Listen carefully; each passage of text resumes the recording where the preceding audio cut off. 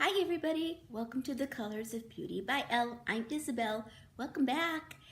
And today is going to be part 3 of my journey of how I got from there to here. So, um, okay, let's get into that. So the last time I talked to you guys, I think I was talking about my journey through my husband when he was going through college, and then he got a job at Medtronic. So that was what was going on through that. Now you have to remember there's a lot of time space between there, okay? Because I was 18 years old when we got married, and so was he, and it was and then time went on, and we were just two struggling young kids with 4 babies, and so we were trying to do what was best for our family. And my husband, and he, of course, I'm just backtracking a little bit, went to decided to get his GED, and then he went to college, and then he graduated college, summa cum laude, mega summa cum laude, by the way. Yes, he did. I'm so damn proud of him. So proud of him. So then life was just happening in that time frame, with kids and school and work and his work and everyday struggles with finances. So when my husband was in Medtronic, I think he was about, I don't know, was he like 28, 29 maybe? Or he could have been maybe 30. I think it was probably 30 years old, okay? So he was like, I'm just not satisfied where I'm at. He told me, he says, I want to pursue my education. And I told him, I said, do it, because my thinking is, time goes on, you're going to get older, you're going to wish you would have done something with your life, and I don't want to be the one to stop you from getting to where you want to be in your lifetime. That was my thing, because I wanted him to succeed. I wanted him to do good for him, and so I told him, I says, if this is what you want, I'm behind you 110%. But at that time, see, I didn't know what he wanted. What he wanted to do. In my mind, I thought he wanted to get further in the engineering part of things, But on his end, he knew what he wanted. He wanted to pursue a career in the medical field.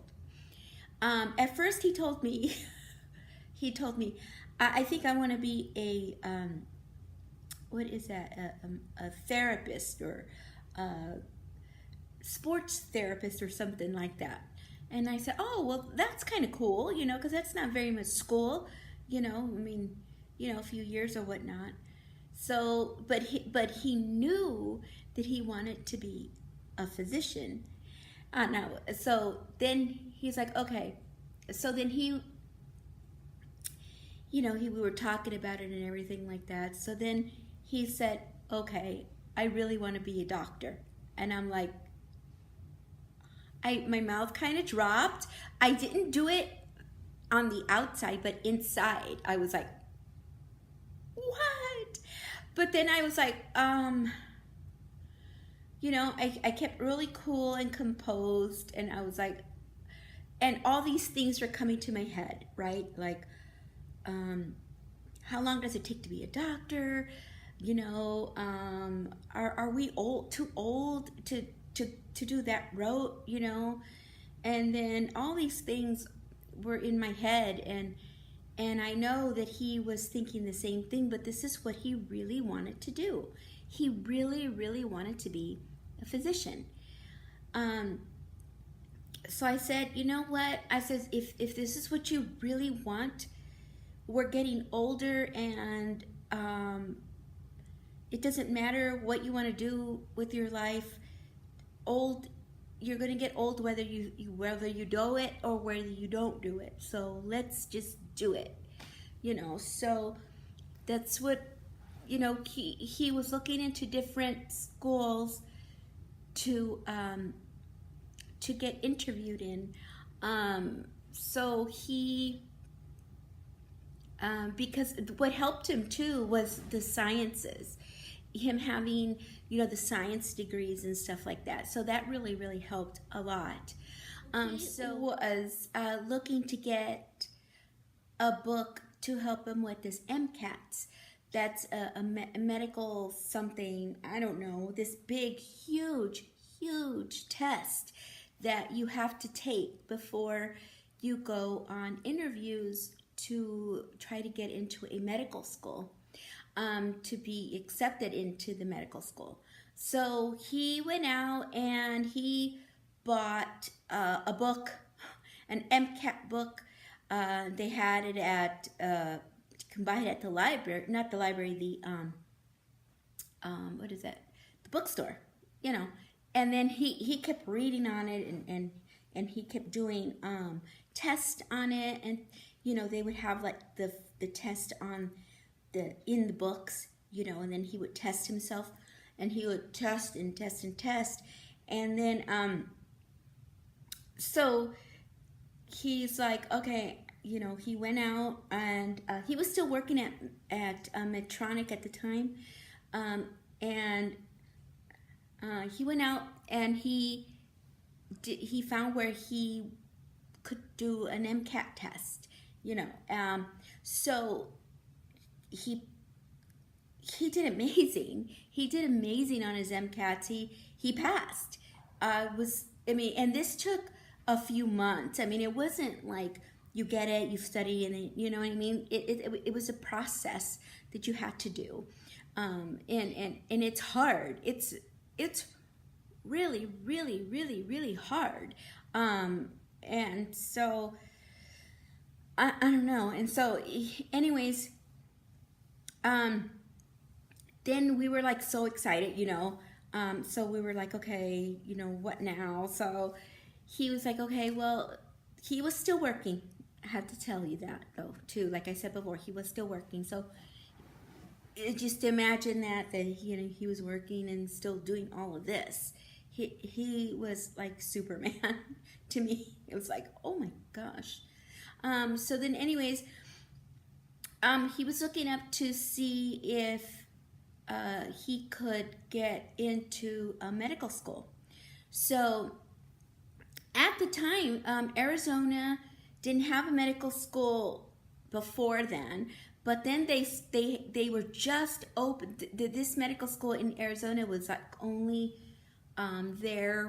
this was going to be their second year there, because they had built it, and it was a very young school. Okay, so he's like, you know, I really don't want to interview for any other schools except for this one to get into medical school. But he says, but then, you know, I'll have to, you know, he says, but I can't do that. I have to go to other places to see if I can get in. So he applied to that school here in Arizona, and then he applied to Tucson. He applied to some other ones out of state, you know, and it was like, okay, so then it's the waiting game, right? Because it's got to be like that season, you know, like that time where they are accepting students for medical school, you know.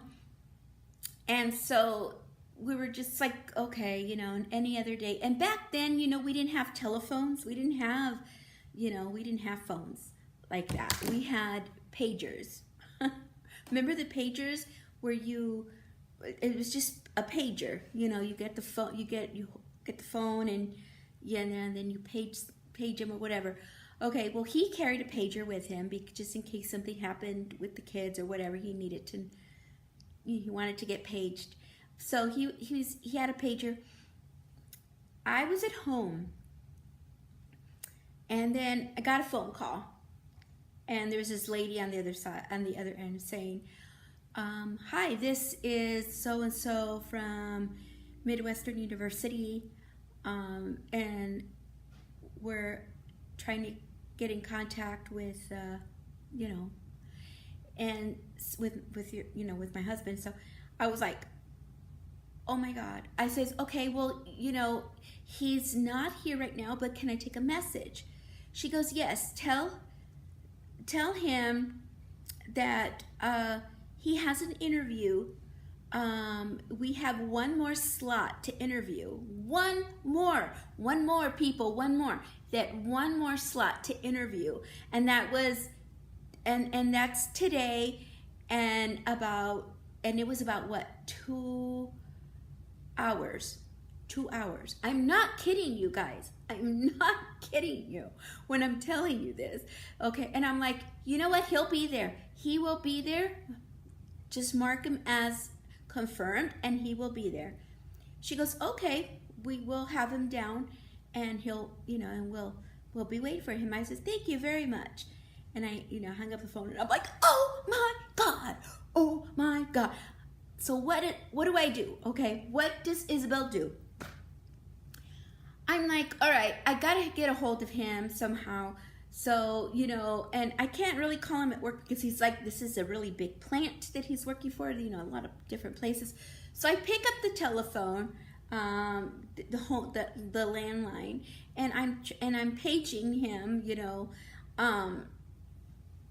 and I'm like, I dial him 911, okay, 911-1, because I'm -1, and then the kids are, you know, 2, 3, 4, 5. So anytime we needed something and it was extremely urgent, we would go ahead and do that. So his pager, I have to say, you guys, this is so exciting for me because this is the exciting part right here, okay? So I hope I'm not losing you. This is the exciting part. So his pager was always kind of wonky. His pager would always like run out of batteries so quick, you know, a little battery you put in there, so it would always run out of batteries so fast for some reason or other. I have no idea. So it was kind of wonky. It wasn't really that great. So, you know, and so I paged him, and he was walking around. He's like, and he barely felt the vibration of his pager, barely. So he said he got it and he saw it, and he's like, okay, well, I need to call her, you know, something could have happened. He calls me up, and I told him, I go, you need to leave work right now because you have an interview for the school here in Arizona in 2 hours. And he's like, shut up. I'm like, no, it's true. You have to come home. Come home now. Now. So he was like, okay, I'll be right there. So I don't know what he told his people at work. I don't know what he did or what he said or whatnot. He flew. And in that time, I got the only suit he had. It wasn't even really a matching suit. It was just this blue pants, and a blue jacket that wasn't really that matchy. That didn't really go together, but I paired it up with as best I could because we didn't have any money, you know. So I was like, oh my gosh, I gotta find a tie for him. So I had this. He only had like 2 ties or something. It was because of weddings or something. So I got a tie for him. He comes home, takes a shower, gets his stuff ready. I have his portfolio and everything ready for him to go, and I go. And I am praying. I'm praying, Lord, please let this interview go well. Please let this go well. So he interviewed with, I think, 4 or 5 panel people in a room. And they asked him different questions and why you want to be a doctor and what would you do with blah, blah, blah, you know, what would you do with this and that and this and he answered them to the best of his knowledge. And they told him, okay, we will contact you. You know, we'll have to look at all the other recipients because there was a lot of people trying to get in to the medical school. So so he came home and I go, how did it go? You know, how did it go? Tell me everything. And he's like, well, you know, he told me what happened. I said, give me the girl version. I want to know everything. So we kept talking and talking about how it went and everything. And you don't really know right away, you know, because, you know, they have to look at it and all the people on the panel have to talk about you, if they liked you, if they didn't like you, what your scores were for your MCATs, things like that, right? So a few weeks went by, whatever, and we were just doing our thing. He gets a letter saying that he was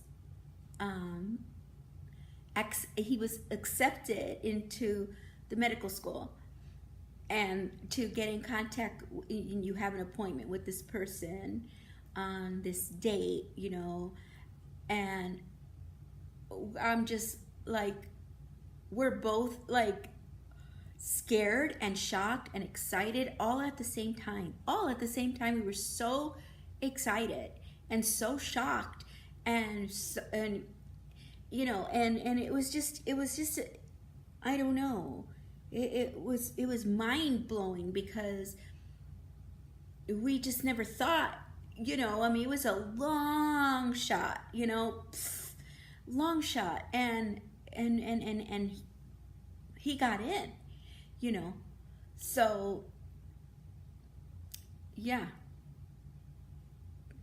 I think I'm going to stop right here because there's a lot more to tell. So anyways, you guys, I think it's been a bit, so I'm going to stop and then continue with part 4. This is part 3, right? Part 4 of our journey from there to here. And I hope you guys are enjoying this because this is really what happened.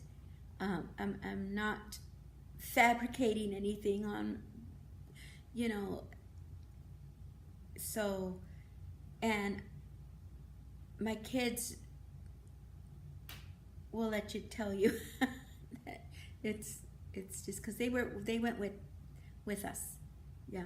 So anyways, I hope you guys are having a beautiful, colorful day, and please subscribe, and please share my videos, you guys, so that somebody else might need to be inspired and know that they can. Yes, they can do it, you know, just like I did, my husband and I, my family did, and you can do it too. So I'll see you guys next time, and okay, that's it. Bye, you guys. Subscribe.